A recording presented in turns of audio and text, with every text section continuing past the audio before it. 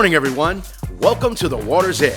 Whether you're joining us online through Facebook or YouTube, or if you're right here with us live and in person, we are delighted to have you. If you're joining us virtually, remember to hit that like button and share our content, or drop a comment and let us know where you are. And for those in the room, we've got some real important updates just for you. If you have little ones, our nursery and kids church are set up just across in the lobby, providing a safe and engaging environment for all of them. And the heart of our community is our volunteers. We're always looking for more passionate individuals to join us. To get involved, simply scan the barcode on the screen or text the word volunteer to 884-793-7384. And let's not forget, we're a welcoming space for everyone, especially those facing challenges. If you know someone in need, extend an invitation to join us in person or let them know about our online content. Now get ready for an uplifting experience this morning as we come together to worship and receive a powerful message from Pastor Tony.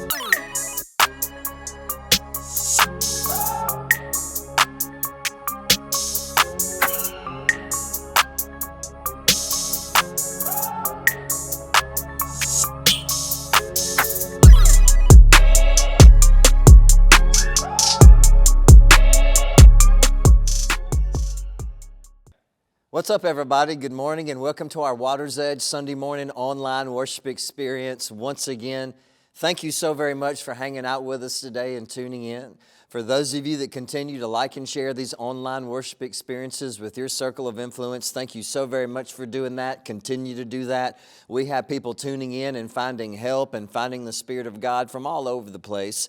Also, for those of you that continue to worship with us online through giving and generosity, maybe by meeting our $10 challenge, thank you so very much for doing that. You allow us to shelter more people, help more people, feed more people, serve more people, and love more people. Continue to do that. Today we continue with our current New Year 2024 series entitled Warrior. And this series is all about this. It's about finding God's strength in our weakness and building resilience in our life. And so we pointed this out about resilience the first week. And I just want to remind you of this again today. And so remember this today, that God calls us to have resilience. And so this is a good definition for us. Resilience is actually when we bounce back from a major life setback with speed and strength, which means that a part of our calling as disciples is to bounce back from our setbacks, to bounce back from our pain quicker and faster than we used to bounce back from our mistakes quicker and faster than we used to bounce back from our discouragement, to bounce back from our setbacks quicker and faster than we used to. Now, you and I, we have all been through some things in this life, or maybe just something in this life that's made us want to look up and ask God this: what's going on in my life and in my difficulties? God, what in the world is going on? Now, I want to make a statement. And right away, this statement may seem to be kind of insensitive, but this statement was actually made by Jesus, and He made it for a reason, as we're going to see. Jesus went out of His way. I want us to understand something one time, that Jesus went out of His way to risk His reputation so He could be late to a scenario. So He could be late to a scenario, and this scenario was creating pain and grief and sorrow and sickness and anger and death. And the reason why Jesus was intentionally late for this scenario, as hard as it is to believe, Jesus was late to this scenario to teach us that God has this deep concern, and that God is deeply, deeply aware of our pain, and He can see us through our pain. Jesus was late to this scenario to help us understand that He cares. He can see us in it, and He can see us through it. He can see us in our pain, and He absolutely can see us through our pain. Now, if you know the story, we have this temptation to rush to the end of it because we know how it ends. But don't do that. This is what I want us to do. I want us to go step by step through this story, and I want us to dig into the emotion of it, and I want us to dig into the pain of it, and I want us to dig into the reality of it. And so here's how the story goes. Jesus has some great friends one time, great supporters, a brother and two sisters. Their name was Lazarus, Mary, and Martha. Bethsaida. And this family, this brother, Lazarus, Mary and Martha, his sisters, they loved Jesus. They supported Jesus. They followed Jesus. They had Jesus in their home. They took care of Jesus. But one day Lazarus gets sick, bad sick, and he's dying. And Jesus is just a couple of days away. He's traveling with his disciples. Lazarus' two sisters send a servant to where Jesus is, and that servant tells Jesus, Jesus, quickly, we need you to come back. Mary and Martha need you to come back. Lazarus is sick, and if you don't come back right now, he's probably going to die, and so we need you to come back right now. We need you to come back on time, or else our brother Lazarus is going to die. Come and heal him. But Jesus hesitates. And he waits 2 days to go see his sick friend that he deeply loves. Instead of going immediately, he hesitates, he's late, and he waits 2 days. Remember, this area where Lazarus was in, this region of Judea, this is where they wanted to kill Jesus. They couldn't stand Jesus. They wanted to stone Jesus. And so all the disciples, and I told you about this a couple of weeks ago, all the disciples try to talk Jesus out of it. When we were talking about Thomas, all the disciples are like, Jesus, those people in that area, they want to kill you. They want to kill us too. We're not going back. It's not safe for you. It's not safe for us either. It's probably too late anyway. He's probably already going to pass away. But then Jesus responds in this way. And notice this verse today in John chapter 11, verse 11. Then he said, our friend Lazarus has fallen asleep, but now I'm going to go wake him up. Notice right here how casually Jesus talks about the death of his friend. In a very casual way. Yeah, my friend that I love, the one that I love, Lazarus, yeah, he's just asleep. I need to go back eventually and just wake him up. This is how casually he talked about it. We move on, John chapter 11, verses 12 through 15. The disciples said, Lord, if he's sleeping, then he's soon going to get better. They thought Jesus meant Lazarus was simply sleeping, but Jesus meant that he had died. So he told them plainly, Lazarus is dead. And for your sakes, I'm glad I wasn't there. That kind of seems like out of character for Jesus. That's the statement. It seems to be a bit insensitive. For now you will really believe. Come, let us go see him. So there's that statement. There's that one statement that seems so out of place for Jesus. For your sake, I'm glad I was not there. And I'm sure the disciples are thinking, what does he mean by this statement, so that you may believe? What does he mean by that? Believe what? But we have to answer this question, what are we trying to believe? What is so important that we have to believe that he allowed his friend to die? What is so important for us to believe that he allowed himself to be late to this scenario that caused so much heartache and so much hurt and so much pain? And if we want to understand what Jesus was doing in the story, then we have to ask another question, and this is what it is. If you're still with me, say I'm still with you. When Jesus said, so that you may believe, what or who did he mean by you? Because he wasn't just talking about all the other yous in this story. So what did he mean by you? Because it was also you.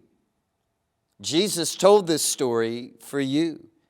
And he was late to this scenario for you, so that his disciples then could see the glory of God and so they could believe, but also for us now, so we could believe. But what are we trying to believe? If your heart is being crushed by your circumstances, Jesus is saying this, believe this, follow me, hold on to me, and when you look back on this circumstance, you're going to see how it was working in your life the entire time, so be a warrior and have some resilience. If your faith is being crushed by these circumstances, if your mind is being crushed by these circumstances, if your soul is being crushed by these circumstances, if your heart is being crushed by these circumstances, if your inner strength is being crushed by these circumstances, then follow me, Jesus says. Hold on to me. And when you look back on the circumstance, you're going to see that I was working in your life and towards your life the entire time. And so have some resilience and be a warrior. We have all of these, where is God when I need God moments. Haven't you had some of those moments before? Where is God when I need God? We go through something in life that is difficult. Where is God when I need God? We go through something that is heartbreaking. Where is God when I need God? We go through something that is confusing.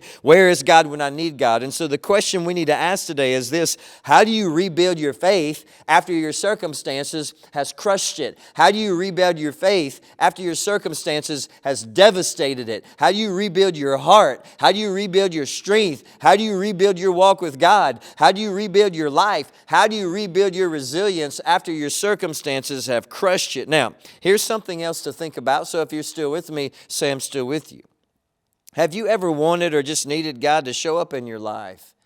And has it ever felt like He was not responding, or that He just wasn't showing up, or He wasn't showing up when you needed Him to, almost like God wasn't showing up on time for you? Have you ever felt that way? I call it living in the meantime. It's almost like living in the desert, and it's in this struggle, that struggle where you're searching for answers, but you don't really find many answers, but you keep searching anyway. That struggle where you're searching for God, but you're not really finding God, but you keep fighting and you keep searching for God anyway. It's in that struggle, if you keep following Jesus and keep holding on to God, that your endurance has a chance to grow, that your maturity has a chance to grow, that your knowledge of life has a chance to grow, that your faith has a chance to grow, that your wisdom in this life has a chance to grow, and that your resilience has a chance to grow and be mature. The rest of the story goes like this. Jesus and His disciples go where Lazarus has died and is buried. Finally, when He arrives, Mary, one of the sisters of Lazarus, runs out to meet Jesus, and this is what she said, and notice this today, John chapter 11, verse 32. When Mary arrived and saw Jesus, she fell at His feet and said, "Lord, if only you had been here, my brother would not have died." In other words, Jesus, you were late. You did not show up when we needed you to. You were not on time. You were late. Have you ever felt that way?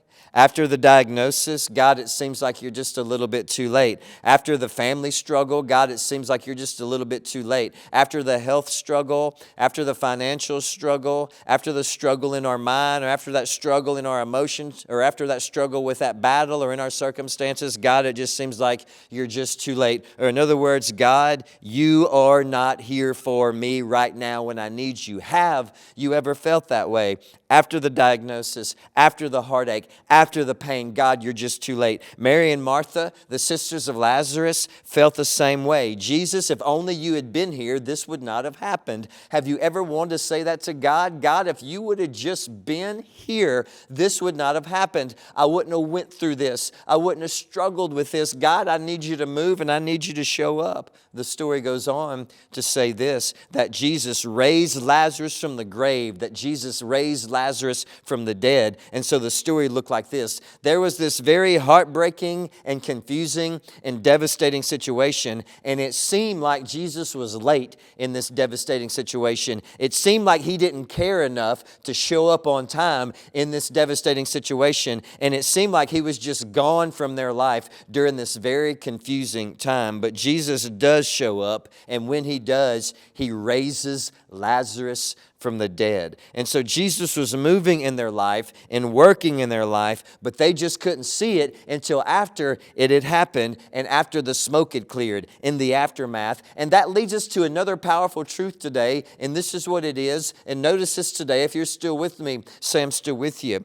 If you hold on to Jesus during your most difficult storms, even when it feels like He's not there for you. So if you hold on to Jesus during your most difficult storms, and if you keep holding on to Him until the storm is over, when you look back, you're going to see that He was holding on to you the entire time. Sometimes the most powerful way to understand that Jesus is in your life, sometimes the most powerful way to understand that Jesus is working in your life, sometimes the most powerful way to understand that Jesus is holding on to your life and He will never let you go is this. It's to make sure that you hold on to Him during your most difficult battles, and when your battles are over, you look back and you see how God was working in your life the entire time. You couldn't see it then, but you can see it now. Oh, that's what He was teaching me as I look back. I couldn't see it then, but I can see it that now. Oh, that's what He was showing me as I was trying to look back. I couldn't see it then, but I can see it now. That's what He was revealing to me. That's how He was molding me. I couldn't see it then, but I can see it now. But let's say that you're still living in the meantime right now,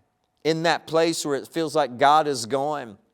Jesus is not showing up, or maybe He's late, or maybe He just doesn't care anymore. Maybe it feels like you're living in the desert, you're living in the meantime, you're living in limbo, you're grasping for straws from God, but you're not getting anything, and the storm is difficult, and the battle is difficult, and it's very confusing, but you're still trying to hold on to God. You're still trying to be a warrior. It feels like maybe God's not holding on to you, but you're still holding on to Him, and you're still searching after Him. So let's ask this: does anything in this story give us any indication of where God may be in your life right now? If you feel like you're in the meantime, if you feel like you're living in the desert and you're struggling with this battle and this giant and this storm and this circumstance, is there anything in this story right now that would indicate where Jesus may be in your life right now if you're in the meantime? Well, notice the scene if you're still with me. Say, I'm still with you. John chapter 11, verses 33 through 36. When Jesus saw her weeping and saw the other people wailing with her,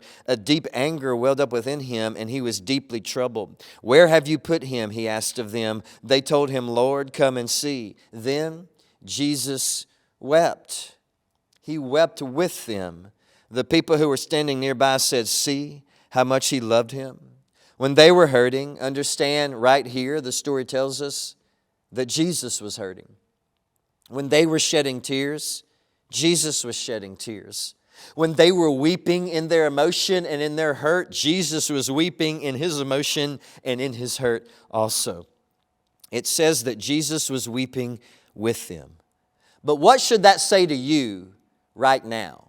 This is what the story says. In their hurt, Jesus was hurting with them. When they were weeping, Jesus was weeping with them, but what should that say to you? Well, I think it should say this, that when life feels confusing, be a warrior, because when you hurt, God hurts with you, and when you weep, Jesus weeps with you. When life feels confusing, when life feels crazy, when life feels overwhelming, when life feels uncertain, be a warrior, because Jesus hurts with you, and He weeps with you. That's where He is in your life, even when you cannot feel Him. He is right by your side every step of the way, and sometimes you can't see it until the storm is over and you look back in the aftermath after the smoke is cleared and you realize He had been working in my life the entire time. That's what He was trying to show me. That's what He was trying to reveal to me. That's what He was trying to teach me. That's how He was trying to mold me. So understand that Jesus used one word to describe what He was calling us to do. And it wasn't a list of do's and don'ts. One word to describe what He wanted us to do in this life.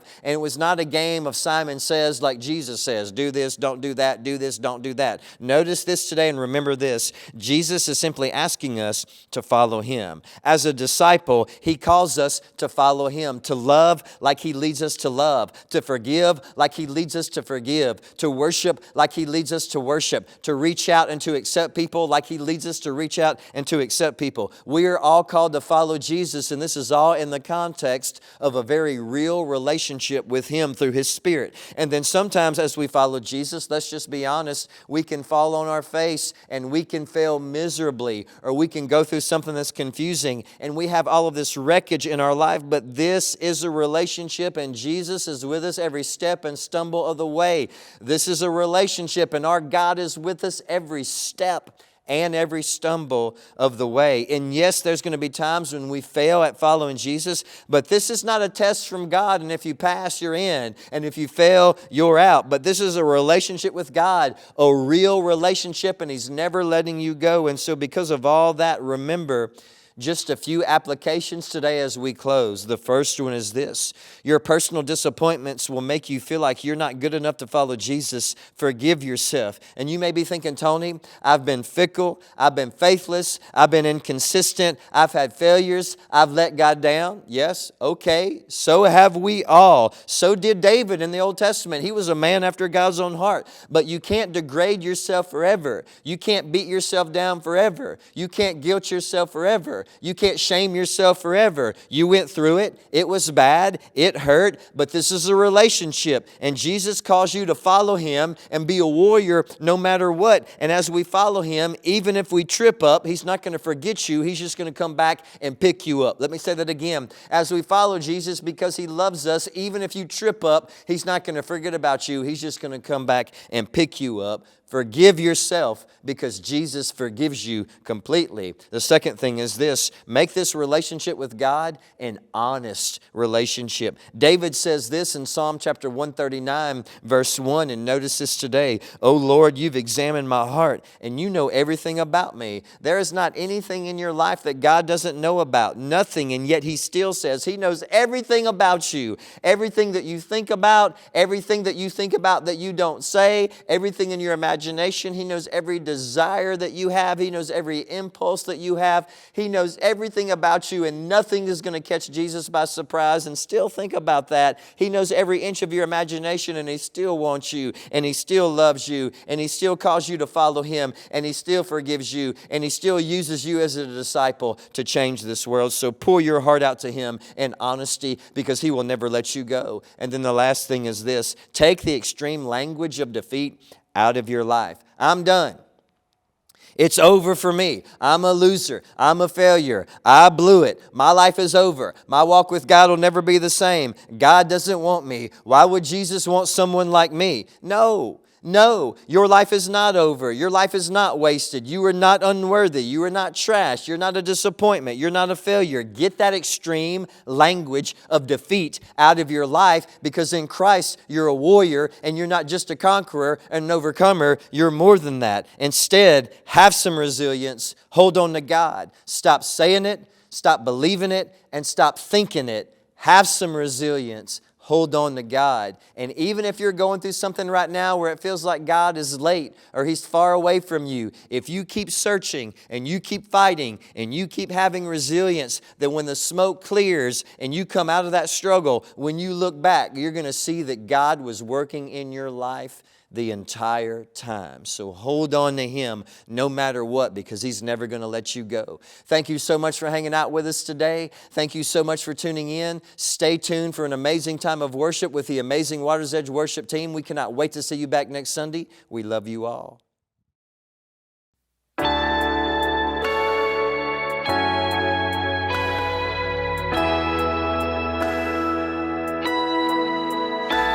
give life.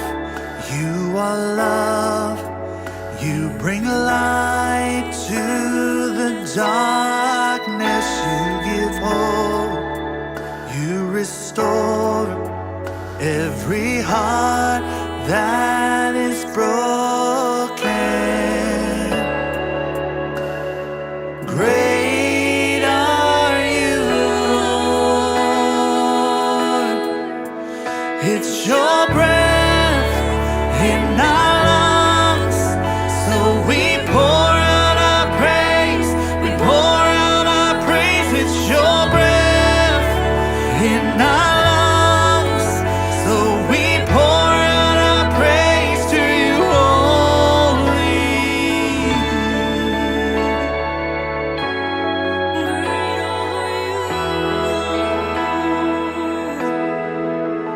You give life, you are love, you bring light to the darkness, you give hope, you restore every heart that is broken. Great are you, Lord, it's your breath in our lungs, so we pour out our praise, we pour out our praise.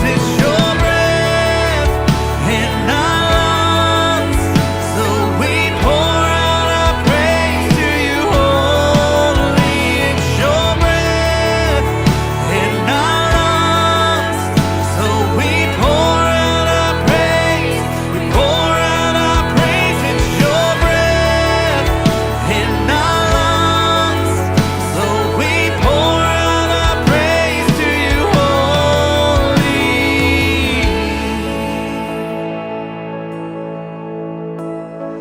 All the earth will shout your praise, our hearts will cry, these bones will sing. Great are you, Lord. All the earth will shout your praise, our hearts will cry, these bones will sing. Great are you,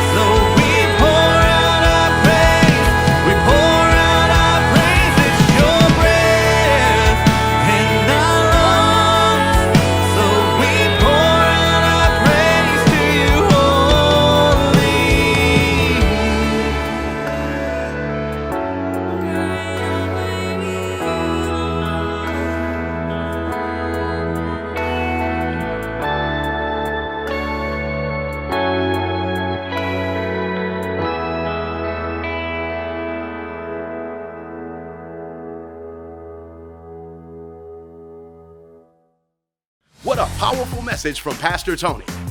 We sincerely hope that today's worship experience has left you feeling encouraged and inspired. And if you found a connection in the service and want to stay engaged throughout the week, check us out on social media at Waters Edge Gathering on Facebook or WatersEdge_LC on Instagram. And for a more interactive experience, consider downloading our app. It enables you to participate in online giving, enjoy worship songs, and replay messages from Pastor Tony. And whether you're curious about salvation and baptism, interested in volunteering, or have a prayer request, make your way to the Welcome Center in the lobby and simply scan the barcode, and our dedicated volunteers will be ready to assist you. We absolutely love you guys and can't wait to see you back next week at the Water's Edge, where everyone has a place to belong.